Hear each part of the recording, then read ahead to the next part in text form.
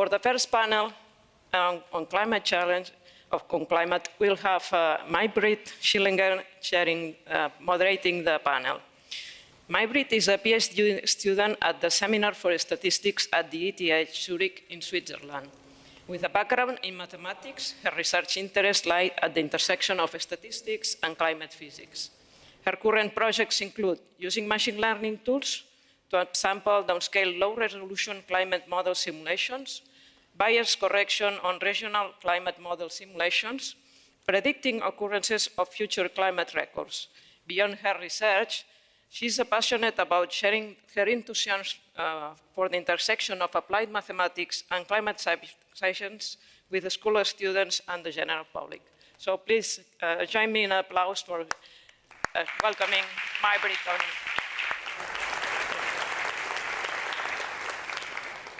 Thank you for this introduction. It's an honor to be here. There was actually a hot topic on the climate before at the HLF in the past. This was in 2019. I was even in the audience, my only HLF so far. Back then, I was a conference assistant, sitting somewhere in the last row, helping with the technical things.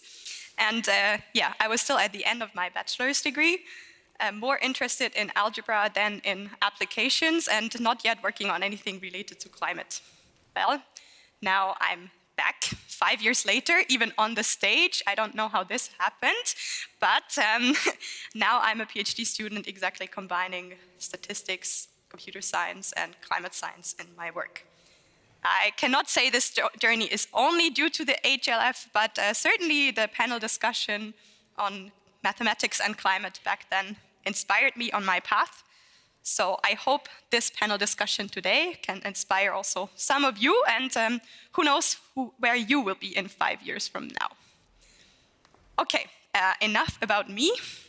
I have to inform you about one little change in the program. So in the program, there's Leonie Wenz as one of the panelists. Unfortunately, she wrote us an email on Sunday evening that she is at home in bed, very sick, and cannot come. So I'm very grateful that I could recruit my friend and former colleague, Beatrice Ellerhoff, to join us here very spontaneously.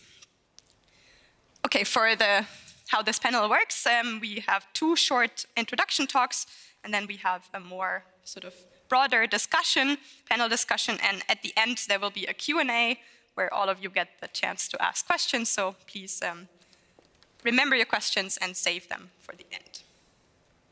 Okay, now I think I will invite my 3 panelists to the stage.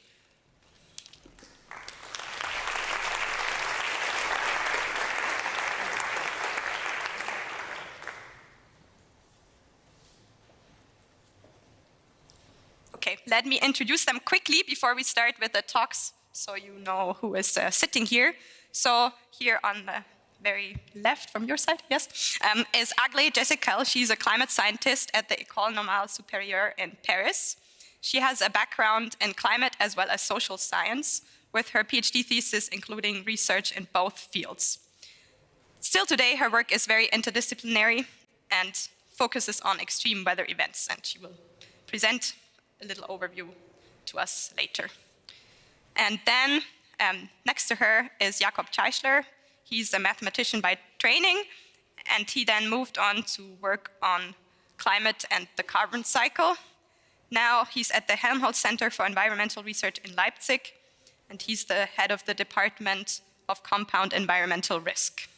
He also holds a professorship at TU Dresden. And then last but not least, Beatrice Ellerhoff. She studied physics, and in her PhD, then she moved to climate science, and she investigated temperature variability, also with a focus on extremes. And now she is at the German Weather Service and develops a greenhouse gas monitoring system. What this is, we will learn from her afterwards. And yeah, I invited her on Sunday at 9 p.m., so I'm very grateful that she could jump in so spontaneously. Good, then I think that's it from me for now, and Aglaé, you're welcome to start. So good afternoon, everyone. My name is Aglaé Ezekiel, and I was just introduced. I just want to stress that I am not a mathematician. I haven't done any proper mathematics for a decade, I think. But I still work on extreme weather events and their link with climate change. And in this field, we have some tricky problems where mathematics can be quite useful. So I just want to give you some overview on why we need mathematics in our field. And first of all, I'll introduce my main topic of research, that's extreme event attribution. And the concept of extreme event attribution is to link an extreme weather event with climate. And weather and climate are two different concepts. I would say climate are the statistics of weather. And we're not the only ones, unfortunately, interested in this question. Actually, I put here a tweet from Donald Trump linking an extremely cold spell with climate change, saying in the beautiful Midwest, wind chill temperatures are reaching minus 60 degrees, the coldest ever recorded. In coming days, expected to get even colder. People can't last outside even for minutes. What the hell is going on with global warming? Please come back fast, we need you. I think you can see this often from people from a certain political stance, but on the other side, you also see whenever you have an extreme weather event that's more something you would associate with climate change, saying, well, this is caused by climate change. And here you have several problems. You have problems of being able to have an idea of how you are going to describe in statistic ways this extreme event. You have problems of stationarity, you have problems of causality, and I think all of this can resonate with problems for mathematicians. And here you see the basic idea behind extreme event attribution, which is to compare the probability of occurrence of an event of interest in an actual world, so the one that's described at this very simple distribution of your variable, and you want to calculate P1, the probability of going over a certain threshold, and you can compare it with what would be this probability in a counterfactual world, a world without climate change, and by comparing P1 to P0, you can know whether this observed event is more or less likely because of climate change. So we need to calculate probabilities of these extreme events. And the problem is some of them are very rare, maybe unprecedented. When I say maybe, the problem is we have observations going back to some, at the best, let's say, beginning of the 19th century. And here you see what happened in 2021 in the Pacific Northwest. On the right side, you see a map of temperature anomalies for an average of 5 days. And you can see that it's very hot, but what does it mean in the context of what happened for other summer seasons? Well, you see in pink and red what happened in 2021 compared to the series of temperature from 1950 to 2020. And those 5 days that are in dark red, they are statistically very, very extreme. Actually, even using extreme value theories, if you only take the data from 1950 to 2020, what we generally use for our statistics in climate science would say that the event is impossible. But it wasn't, because it happened. So when you want to calculate probabilities of this event happening in a world with climate change and in a world without climate change, you're stuck with a very complicated problem. So that's my first message, but you can get an idea that mathematics can help in many ways because we have limited observational data sets. Models can provide longer time series, but they are biased. And there's also a lot of mathematics that you can that you need if you want to understand these biases. And Jakob will talk about what happens when you add the fact that you have a lot of variables and that it's a multidimensional problem. So some ways that mathematics can help are through extreme value theory, importance sampling, or machine learning, although machine learning, I would say, is more about, from what I've seen, being able to understand causality more than having this idea of finding the right probabilities. And my 5 minutes are up, so I will give the floor to Jakob. Thank you very much for this introduction. I think we all got an idea how mathematics and related fields appear. I have one question before we move on. I think in a recent perspective paper, or maybe also more recently in your research, you argue that it's not enough to just consider the human effects on the climate, but also other human drivers. Can you give an example? And other human effects, like not just on how we shift the climate? Yeah. So, for example, when you have a drought, you can try to relate the drought to the effect that human beings have on the weather that will lead to the drought. But human beings also have this influence on water management that can lead to even bigger effects. And sometimes, because extreme event attribution and climate change is so big of a topic, and in terms of media, it takes a big place, some of those other human influence are a bit forgotten, at least in the communication side. So I think as climate scientists, we try to understand where climate change stands in the non-stationarity of extreme impacts. It's important to also link with other communities that have been working on other human influences. Yes, thank you. I think we might come back to this communication question later. So for now, you already had the introduction to Jakob. He will now speak about the compound events. Yeah, thank you. Thanks for having me.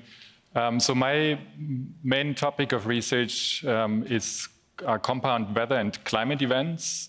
And this is a very young research field, less than 10 years old, at the interface of climate science, climate impact research, but also statistics and machine learning.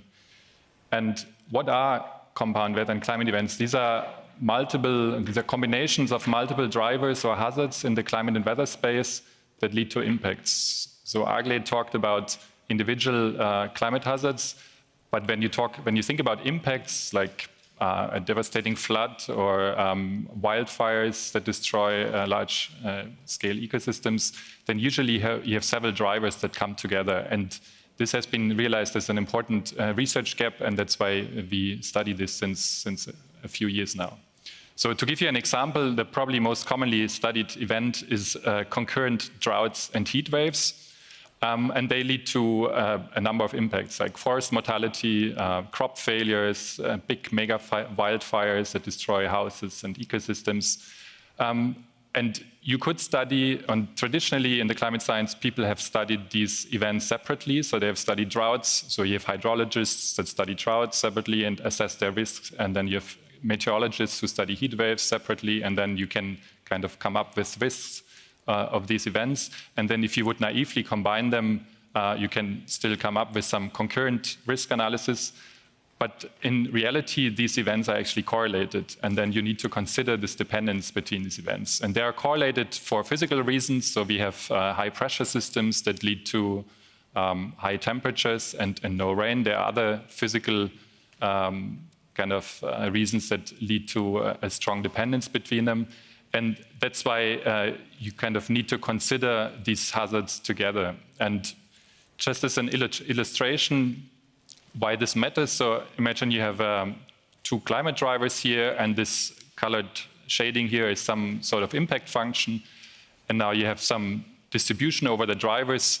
And of course, what your actual risk is at the end depends a lot on the dependence between these drivers. And so we use probability theory to estimate the dependence between these distributions, between these drivers. For instance, in the birate case, you can use copula theory.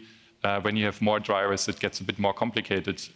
So if you think about dependencies in space over larger areas, then you might need some other tools. But for risk assessments, it's important to incorporate these dependencies.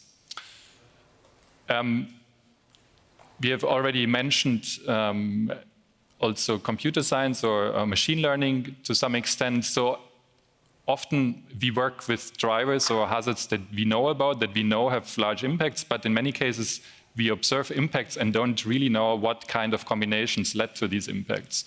And so we could think about the kind of lots of features in the climate space that lead to some impacts, and we would like to find those, ideally those causal features or causal drivers that lead to extreme impacts.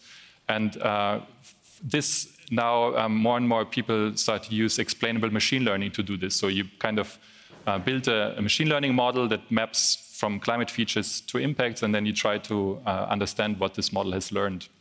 So we have done this, for instance, to identify key drivers of floods and interactions between them, where we modeled discharge peaks with rainfall, temperature, soil moisture, and snowpack as drivers. And then we built a machine learning model, and then we used an explainable method to extract which of these features contributed most to a given flood. And then we can kind of count how many of these drivers mattered for a given flood, and then identify multi-driver floods or single-driver floods, so kind of see a bit how flood drivers change also with flood magnitude.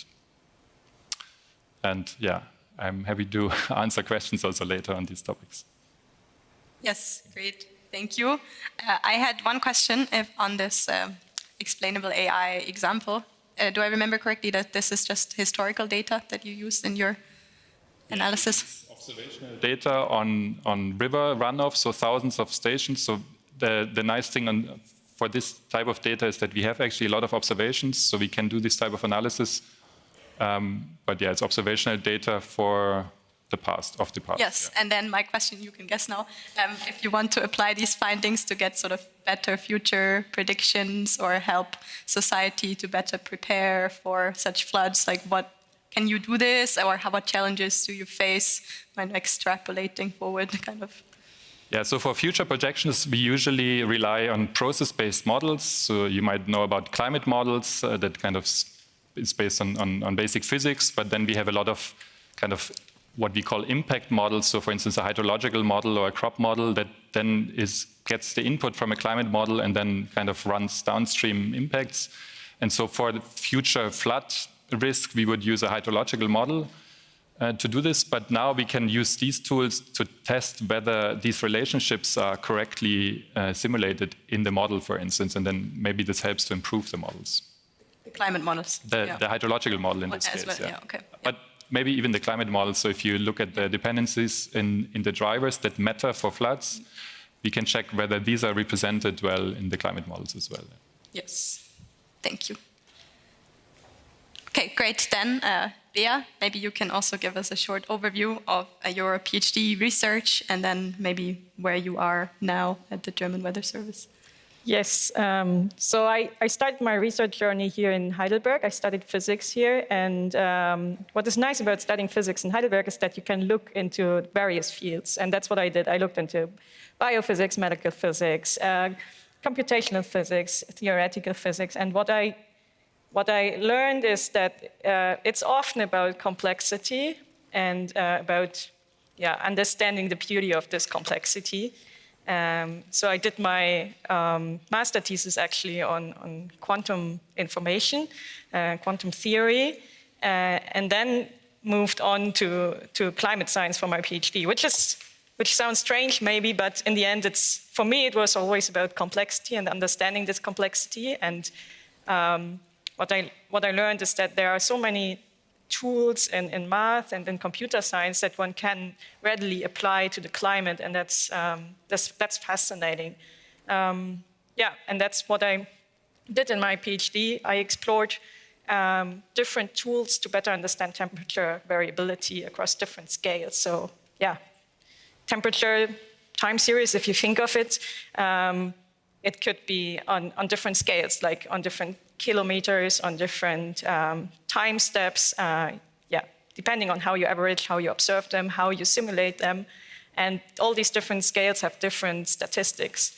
And I try to understand what kind of processes are behind these statistics and how we can better understand it, especially on the long time scales. Speaking of decades or centuries, because this is the timescale of the next generations. And we need to understand how climate evolves on these timescales. And there I also had a project together with MyBrit where we built a small model based on Bayesian inference to emulate larger climate models, the ones that Jakob just mentioned. And after my PhD, I moved on to the German Weather Service. We are building there an integrated greenhouse gas monitoring system. I can come back to that later. But the idea is to monitor emissions over a certain area, let's say, for example, Germany, and distinguish between different sectors. So really try to understand how much, let's say, the traffic sector or the agricultural sector is contributing to the overall emissions, and how we can independently attribute this using observations and weather models. Great, thanks. Yeah, so I started this moderation with my personal journey. You mentioned part of yours already, and maybe we can hear yours too. So maybe let me start with Jakob. You have a similar trajectory with your kind of topics than me, so maybe you can share with us what motivated you to move from mathematics to the field you're in now.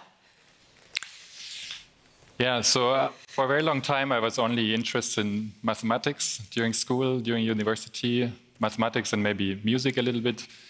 But then at the end of my master's degree, I wasn't sure what to do afterwards. I didn't really want to go to insurance or banking, what a lot of mathematicians do.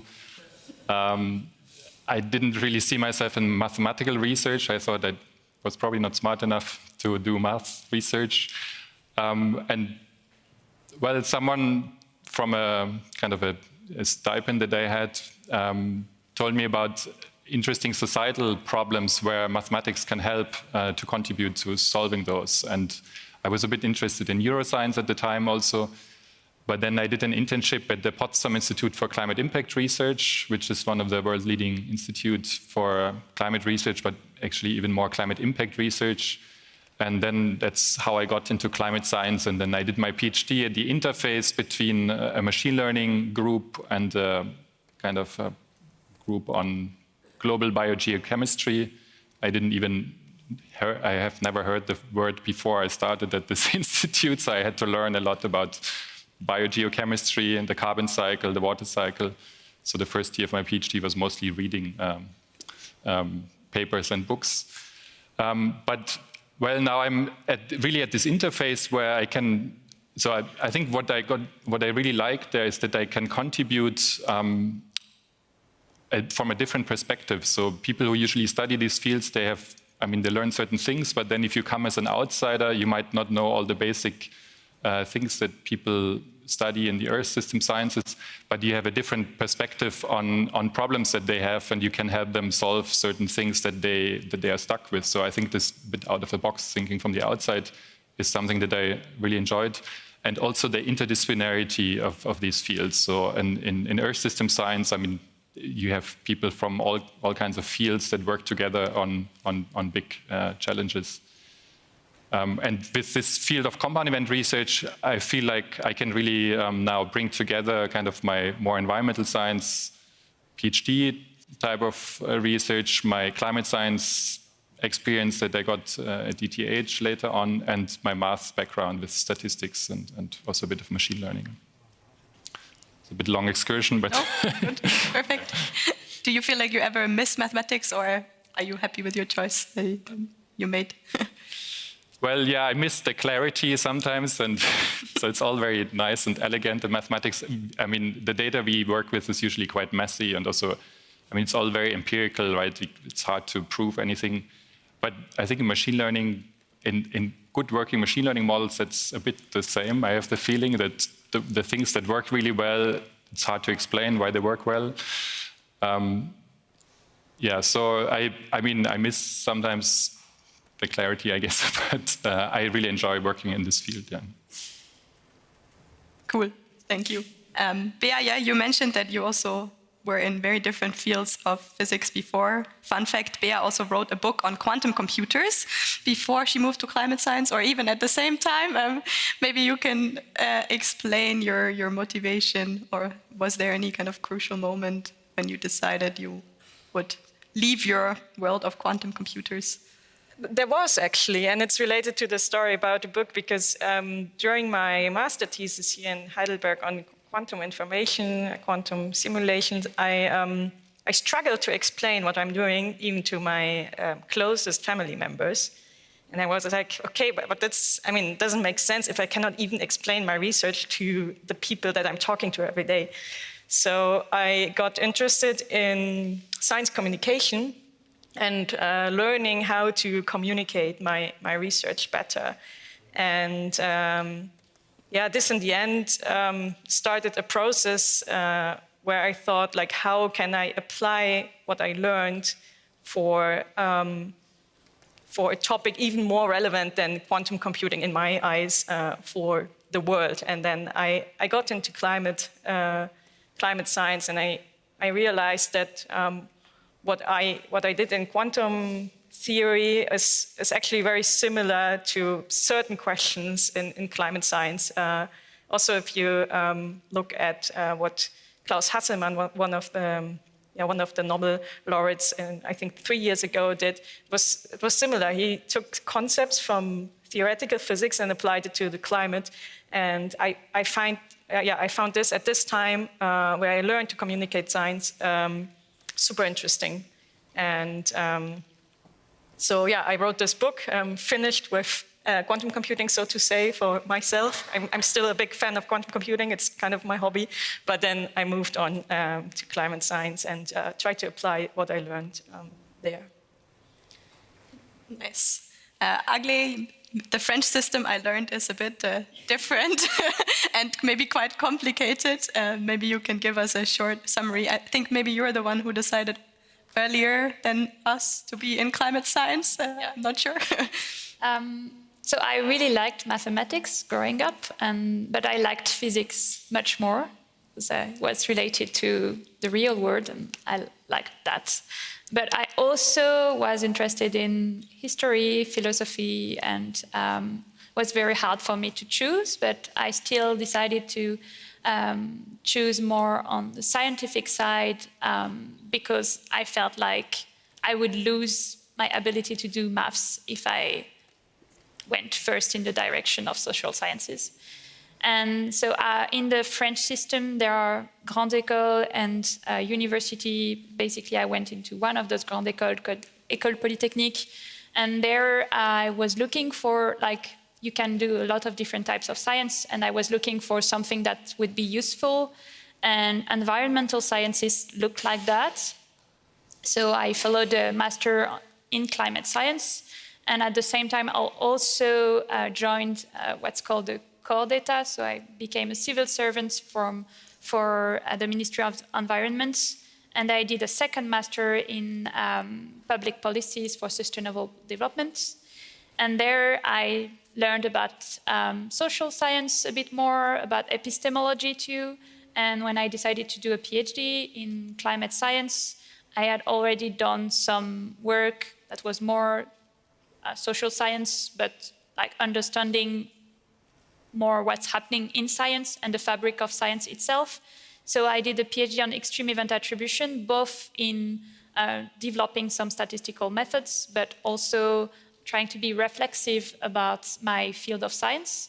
So being reflexive means trying to understand what are the effects of the science we produce on the world, why we do it that way, what are the biases behind the way we ask questions, but also in the techniques that we develop. And it's not only something that happens in climate science. I've heard about researchers in AI doing the double PhDs, where they would try to understand also the biases of artificial intelligence and what's happening there. So I think for me, it's a really interesting way of moving forward with different ways of doing science, being able to do both the science itself and trying to reflect on the values that we carry in our research and what kind of biases are there, and be clear about what these biases are. And how is it for you now? Would you say you, I don't know, publish some papers like in social science journal and some in the climate science field, and then they are like separate projects, or do these two fields really kind of come together in your current research and influence each other and in joint projects? So can you give us maybe a short introduction? I would say it's coming together, but I had some time and some stumbling in this path because I found a place where I feel like I can work in an interdisciplinary way, trying to understand what's happening between the hazard and the impacts. But yeah, I think my audience has always been the climate science community, much more than the social science community. Also because I haven't been trained as a social scientist. But I still feel like we need those places to discuss the ethics of our science and to better understand what we might want to change. So, yeah. And I know that there are a group of, I'm not the only climate scientist asking myself those questions. I have those discussions often with my colleagues.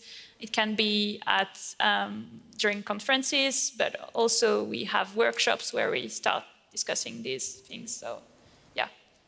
Yeah, great. I think I want to come back to the question of effect and impact of our work maybe later.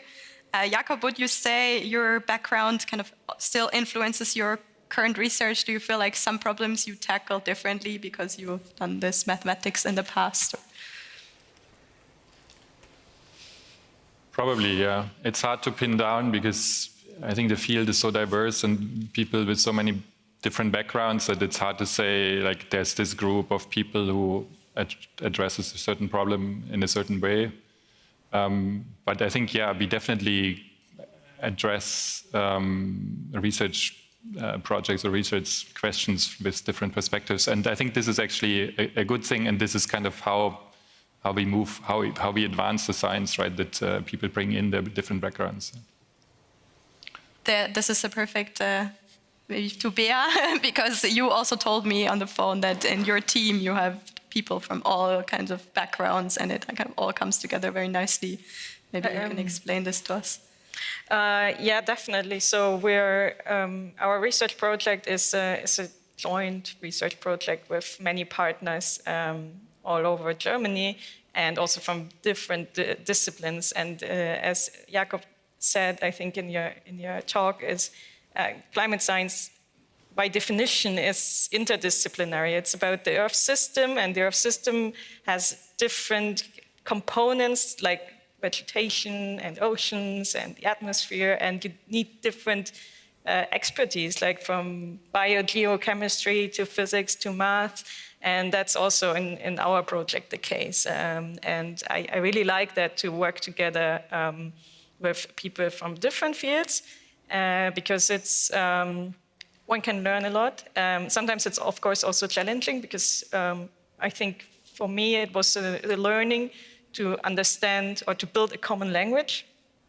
But once you got it, then it can be really inspiring, and you can tackle problems from many perspectives, and this really helps. And I think it's also needed in order to contribute to solutions in this climate crisis. Yes, I agree. What do you think, maybe to the two of you, I mean, the sort of more ground, so theoretical physics tools that you learned, or the more mathematical statistical tools or machine learning? Of course, they have applications sort of in many, many fields, not only environmental science and climate science. Do you have any idea of what makes sort of environmental science different as an application field? Like, is it especially challenging, or would you think you could equally sort of probably find other fields where your ideas from quantum computing are relevant or can be applied? I don't know if you have any thoughts on this.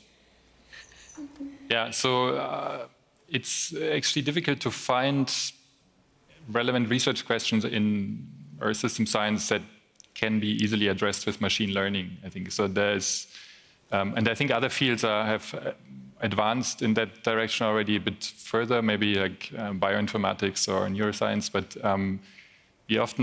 we want to understand the system, we want to understand interactions, and machine learning is often designed to make good predictions. So we can do very good weather forecasts. You probably have seen over the last year all these news about how machine learning can now basically outperform process model-based weather forecasts.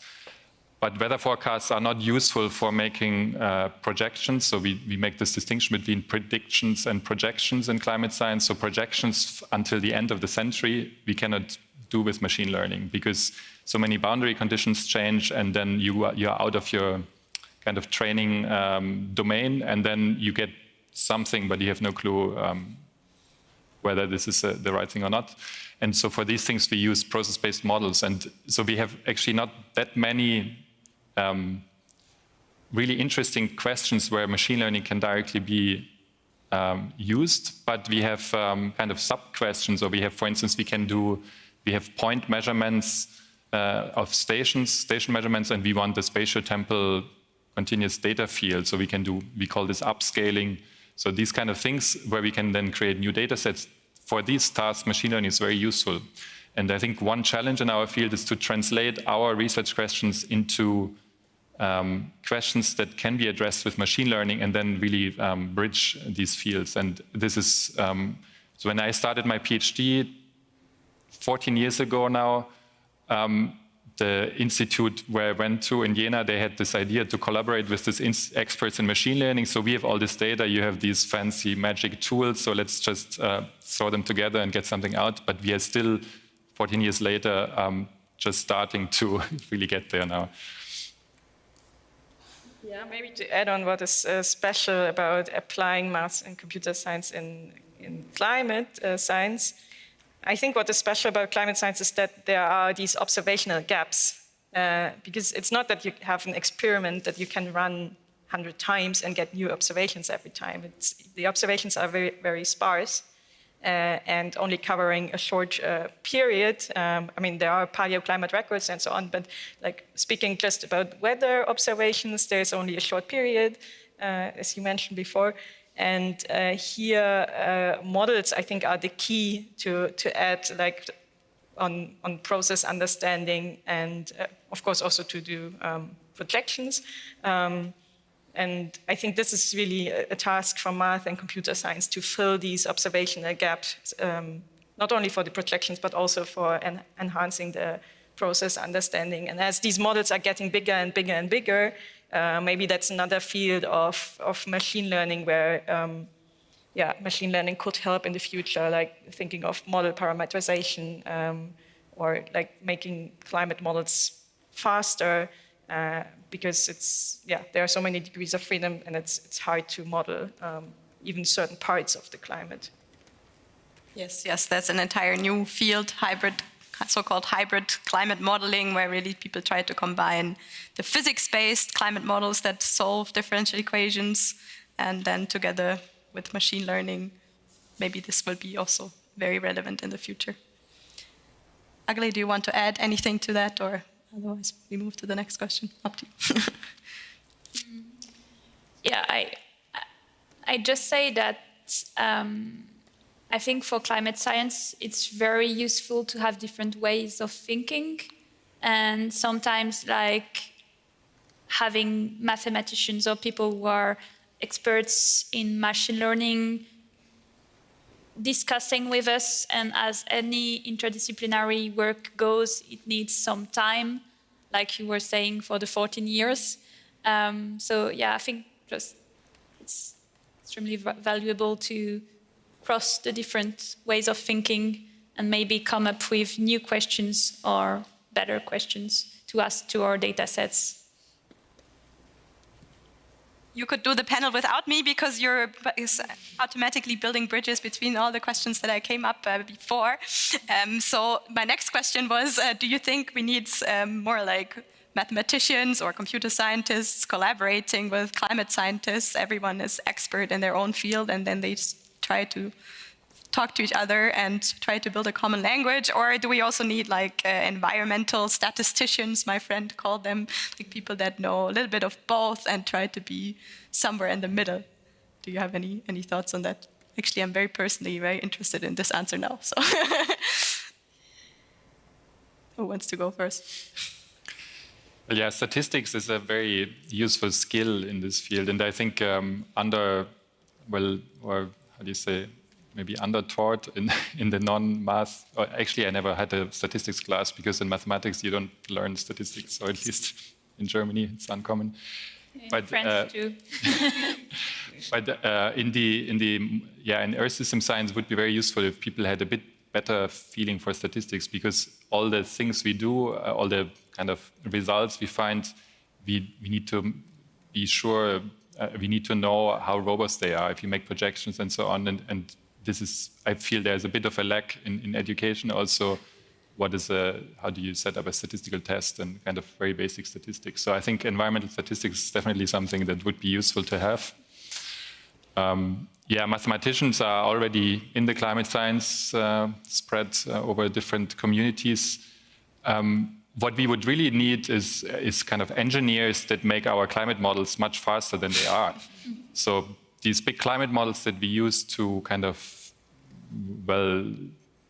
project how warm the Earth will become in like the next 50 or 100 years, usually they are based on kind of PhD students writing some part of code and another one writing some part of code. In Fortran.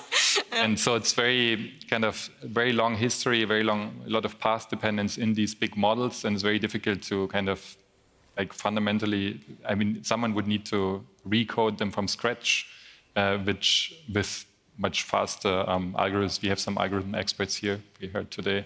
So I think making these models, I think the models could be made much faster, but somebody would really need to invest in that. And that would already solve a lot of challenges that we have. So the models are too slow for a lot of research questions that we have still. Yeah, and if they were faster, then we could also make more local projections, for example. That's always one issue, also part of my research, that these global climate models, because they are so slow and inefficient, they compute average climate over very large areas. But in the end, we want to have like a regional projection. Yeah, any other comments? Another comment is I think we produce a lot of analysis and papers where the statistics are not quite right, especially in terms of quantifying the uncertainty or the robustness of our results, because we do lack as a community this statistical culture about our type of data, which has a lot of correlation, spatial and temporal correlation, and a lot of those things we don't analyze correctly from a statistical point of view. So I feel like it would be good to have more environmental statisticians, but also to think as a discipline how to upgrade for everyone this kind of statistical culture.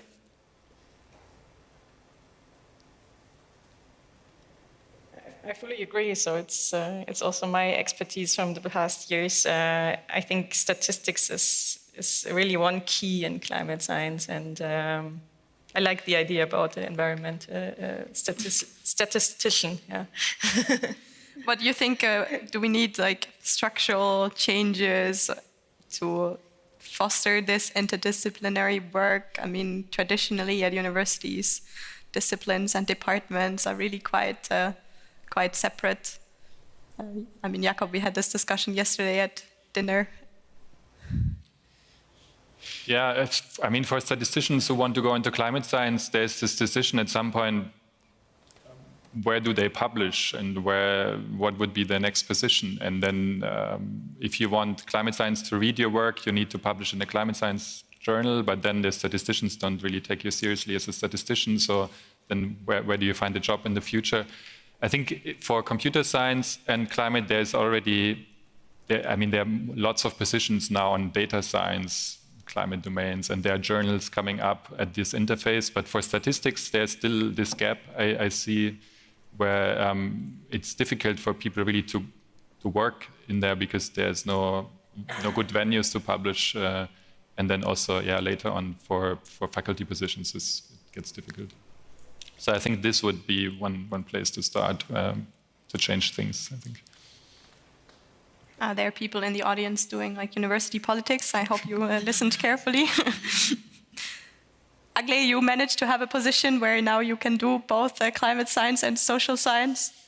Maybe this is due to the French system, or I'm not sure. Yeah, it's very much due to the French system. But I would say, like in France, even for people who do statistics, what we will call environmental statistics, it's a bit easier to find positions because I have quite a few colleagues in mind who are very much like mathematicians or statisticians by training, but work in climate labs. So, yeah. Great. Any more comments and thoughts on this? We heard a couple times now the desire to do something relevant or something useful. A few of you mentioned this before.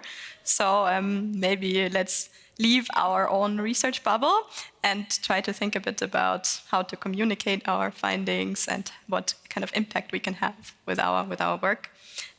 Bea, maybe let's start with you. I know you have done a few science communication projects. Maybe you can give us a few examples and some of your challenges and learning from those learnings. Maybe I start with the challenges and learning. So for me, the key is that science communication should be authentic. I think we also realized that in the COVID pandemic that we need authentic science communication to build trust. And for me, I took the decision that I want to communicate my climate science, and I think then it's nice if you choose a format that fits your interests or your skills. And in my case, I prefer writing. Others prefer videos or graphics, and I started with writing a book, certain articles. I also participated in some podcasts, but in the end, for me, I stick to writing. And currently, I'm writing a book about climate models so that people understand climate models better.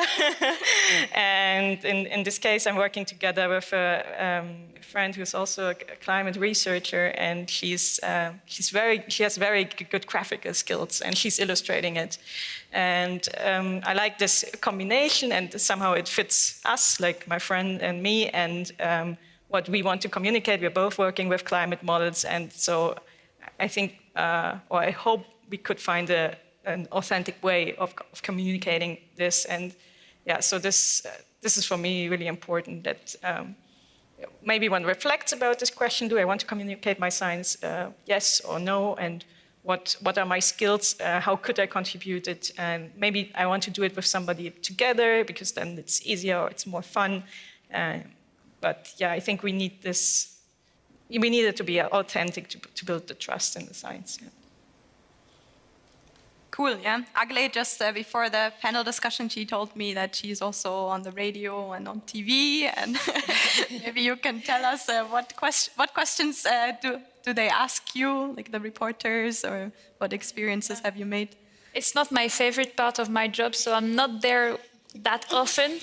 But extreme event attribution is something that gets the media attention. So basically, whenever there's an extreme event with a lot of impacts, they tend to turn to climate scientists and ask, so can you relate this to climate change?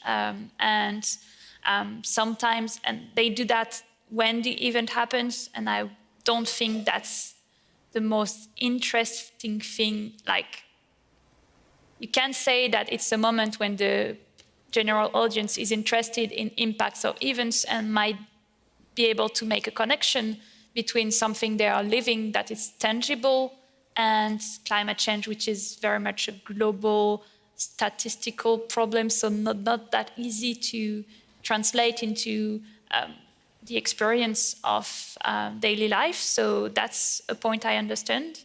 But from a scientific point of view, always repeating that, yes, heat waves are getting more likely in changing climate is not super interesting. So yeah, that's not where I feel like the question I have with this kind of media and communication is whether we really want to get into this game of having information all the time, and the way information itself is generated now, and some TV stations giving information 24 hours, 7 days a week. Do we want to be part of that noise or not? And what else can we do? So for me, this is really a place where I'm a bit uncomfortable with knowing what I'm adding to the debate by being there, and what kind of messages we really want to give as climate scientists. And which is tricky because I'm still, like you say, I'm a social scientist too, but not as much as a real social scientist. So there are some political questions where I feel like it's maybe not my job to say some of those political messages. And that's very uncomfortable in general for climate scientists, to be asked those questions and to know what is our value in adding to this public information and to the media. So you're asking, how can we do better? Do you have suggestions, or you're still thinking about it? Yeah, I have I prefer to think in two directions for how to do better. The first is about the science itself. So the type of science that I'm doing is part of climate services in a way. So trying to think of questions that are useful for society and giving this information to society. And the question here is, I just said science that is useful, but who defines what useful is? And are we able, as scientists, are we equipped with the right tools to know what is useful for the stakeholders we think the information is useful for, or for the general public?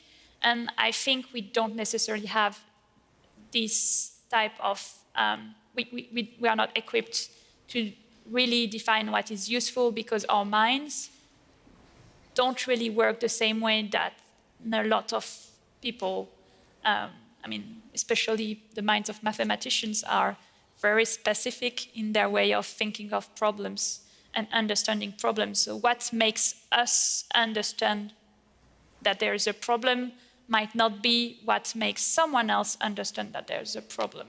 So generally, working on this question of what is useful and what kind of science we want to produce is the first direction.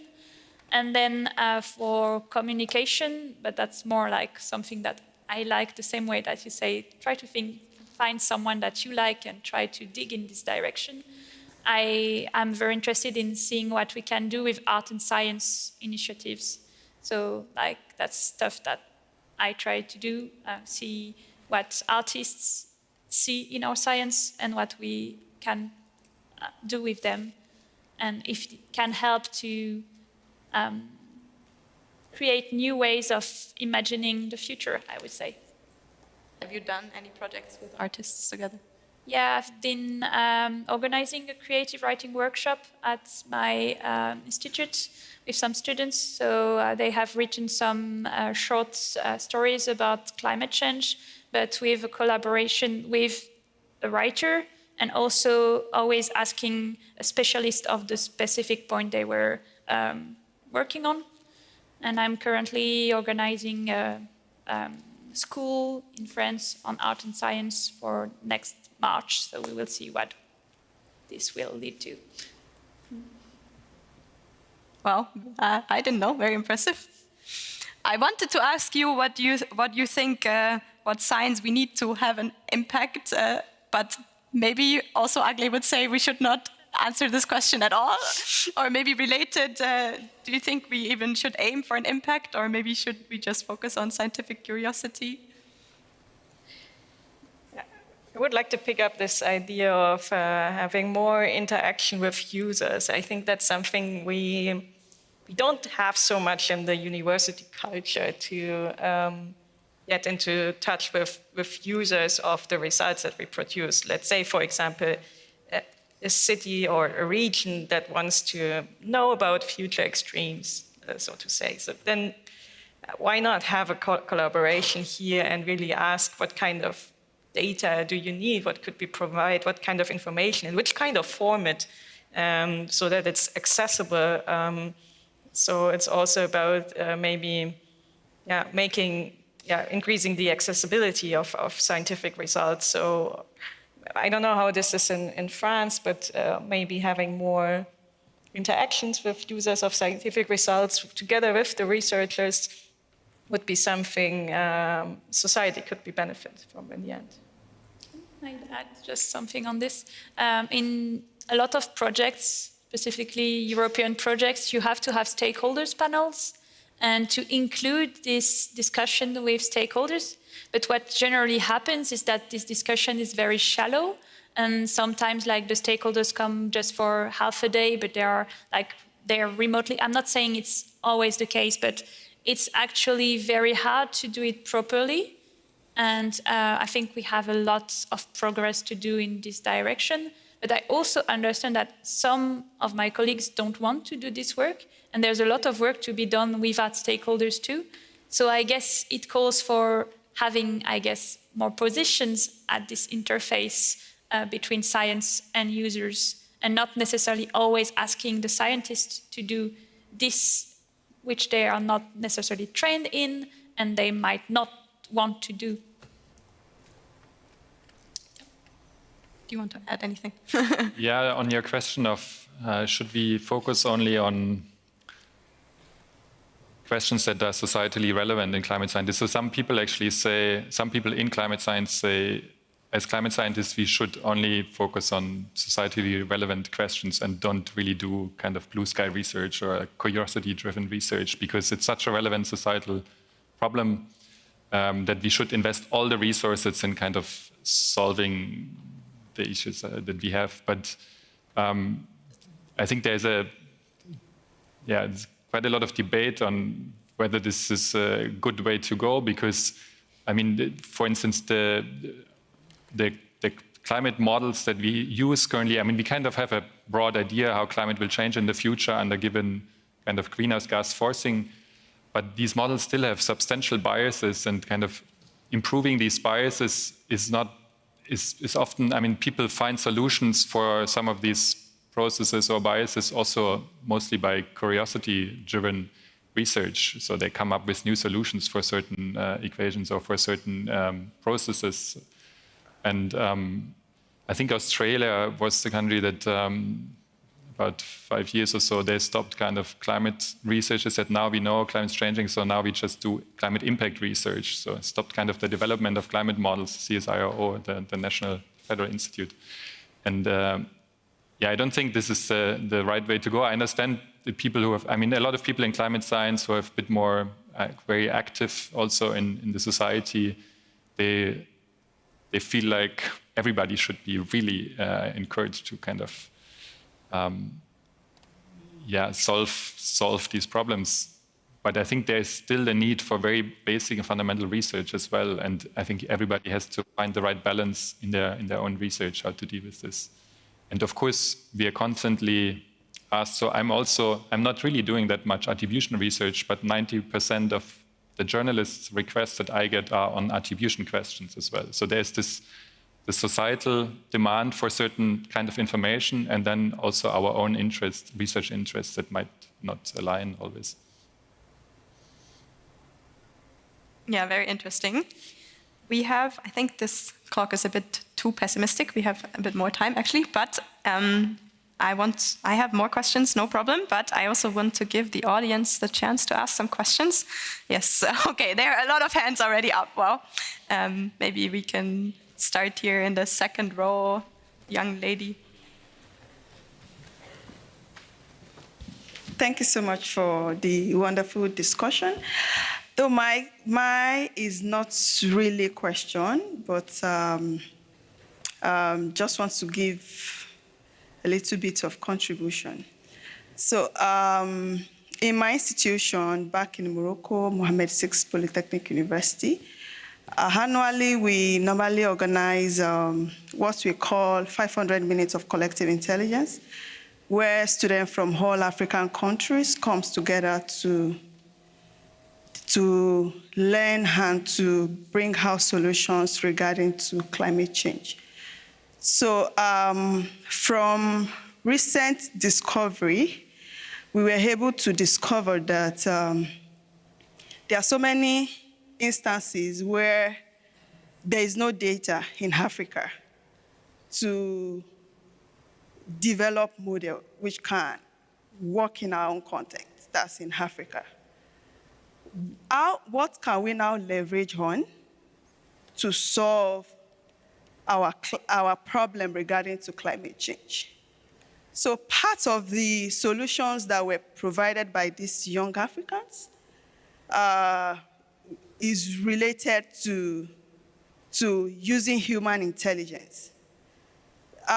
There were some studies that compare statistical model and the experiment carried out with human, where they were able to discover that a diverse crowd combined with statistical model is able to predict issues related to climate change, which is part of the reason why I said coming out to also state out the fact that when we find ourselves in a situation whereby there's no data to bring out some solutions, we might also have to leverage on human intelligence. There was also maybe you can come to an end. You also want to give other people the chance. Does anyone want to comment on the lack of data issue? I mean, we briefly mentioned before that machine learning can help with this. I mean, it's true that observations are not homogeneously distributed over the Earth, and that's certainly a problem. There are certain areas like Africa, but also, for example, the Arctic, which are not so well observed as other areas like Central Europe. But some of these regions are very relevant in climate because they have large components contributing to the climate, like, for example, the ice masses in the Arctic or the tropics and so on. So I think it is one task for climate science to have a more, less sparse observation of the Earth. And I think with satellite development, this is also constantly improving. But it's true, it's one challenge we deal with, that the observations are not homogeneously distributed. I mean, there are actually a lot of observations also in Africa, but the Met services don't share them. So you have in many countries Met services that collect data, but we don't have access to them. And it's very difficult to get to these data. And then there was this initiative about 25 years ago where they asked them to compute certain indices, so heat stress indicators or drought indicators. And then now we have a much better understanding of these indices, but we don't get the raw data. And that's more a political problem than actually a scientific problem, because they sell, I don't know, there's some economic reasons why people don't share the data or other reasons. But I think there's much more data available than is publicly shared. Okay, I think the guy in the first row was very quick with his hand open, so I think he deserves a microphone. Yeah, so, okay. So I think my question is sort of related with things that you've sort of touched on already, but I'm sort of, I guess, curious a little bit deeper. So my impression is that sort of climate science, unlike virtually like many other sciences, is like sort of fiercely political, right? So it feels to me like there's like a lot of pressure from all kinds of different directions to, in atomic physics, nobody has any stake in the outcome of some model or experiment. In climate science, it seems to be the other way. So I've been curious, like, how do you sort of deal or think about that pressure? Like, do you experience it? If yes, how do you deal with it? Sort of, I'm curious for more thoughts about that.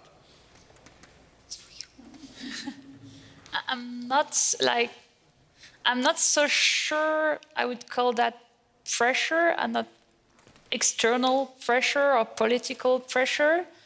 I would say it's like we're still very free. I mean, it depends on the countries, but we're still very free on the topics we want to work on. And I would say we get a decent access to funding compared to other fields of science, because there's this interest, political interest in climate science. But I wouldn't say there's some sort of outside pressure on which type of work we should do. It's more some sort of balance between different big voices in the community that are pushing the science in some directions and not in other directions. That's how I perceive it, but maybe you see it differently.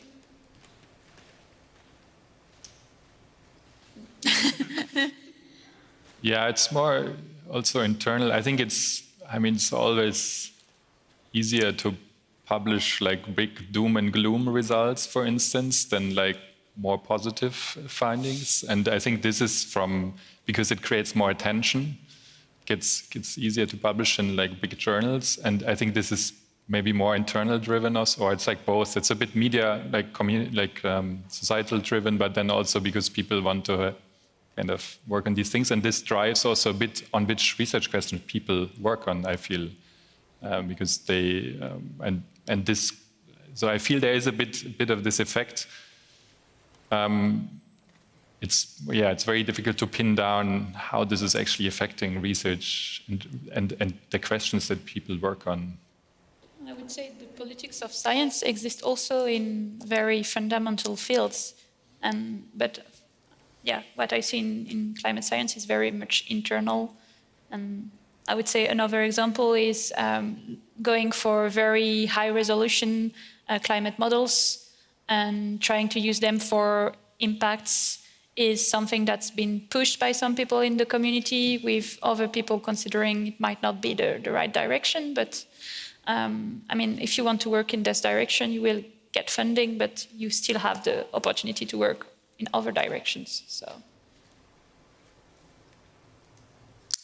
Okay, we have time a little bit more. Is there another question? Maybe not from the back somewhere, or in the middle is also good. There's a white shirt in the middle, not the first rows, maybe.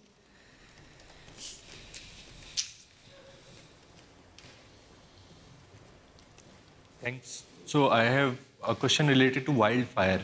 That what advancements are there for wildfire, and what are the advancements for optimizing the energy used by these electronic devices? These electronic devices are consuming much energy with the growth of machine learning and AI. So what are the advancements for climate and energy optimization? And the first question was related to wildfires. I think you need to repeat, right? Yeah. So first question is related to wildfire, that what are the AI and machine learning advancements are there for wildfire? And another question, like there are too much consumption of energy by these electronic devices because of especially increment of machine learning and AI technology. So these screens and every other device is consuming more energy as compared to the last decade. So these are the two questions. I mean, wildfire, it's a very general question, so it's hard to give a concrete answer to this. Wildfire is a very difficult event to model. So wildfire was the question, right? So it's a very difficult hazard to model. So we have fire models that are not very good so far. So kind of making projections of fire occurrence in the future is very difficult and extremely uncertain. And there are more and more machine learning models that try to predict fires from kind of the predictors that we know.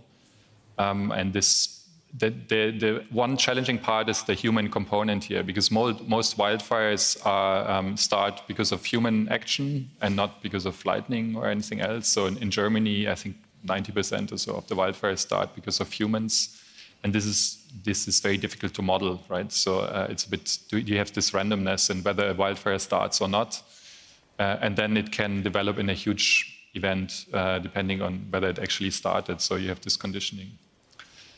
The energy topic, I think this is definitely a discussion, and I think sometimes people try to monitor a bit how much we use also in terms of computing and energy resources, also in climate sciences. I mean, ideally, we just move to a fully renewable energy system, and then hopefully this solves this issue at some point. Yeah, at least in my community, I noticed that people think of computing times not only from a scientific perspective, because results will be ready earlier, but also from an energy consumption perspective to optimize it. And I think that's something we could easily do in different sciences, also to think of our carbon footprint we have as scientists by running computers, for example. But it's already getting better. Like the new generations of big computers are much better, and our models are consuming less energy for doing much more calculation than before. So, yeah. And to add something on the wildfire topic, even the observations are not that great.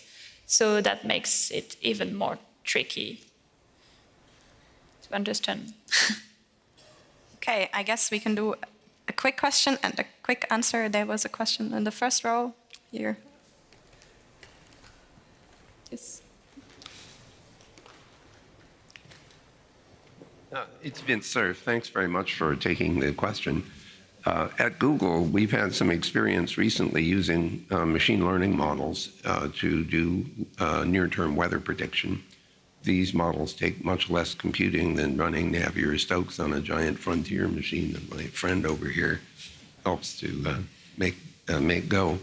I'm very interested in knowing whether or not the short-term predictions, which can be helpful for disasters, where major floods and storms and things like that, whether how far do you know how far we can push the predictions using the machine learning models in order to get deeper projections into seasonal kinds of information. It might help in agricultural decisions, for example. Yeah, this is I guess it's part of your field as well, but yeah, we are working with these predictions also trying to understand how good they are. I mean, it's very impressive that just the first generation of these models is already on par with kind of the existing numerical models. So we expect that in a year or two, they will probably be even much better. I mean, so far we are still lacking some of the variables that we are interested in, like precipitation is not well covered so far, for instance. And towards seasonal prediction, there are some fundamental barriers also. So in Europe, it's just, there's fundamentally no predictability at some point anymore in the system, but it's actually probably more the DVD. Yeah, but I agree. And I also find it impressive what these AI models can do regarding the forecasts. I think at some points they still rely on classical atmospheric models regarding the boundary conditions, so the initialization actually. And that's probably something that is also hard to define for the future, or it depends on certain scenarios.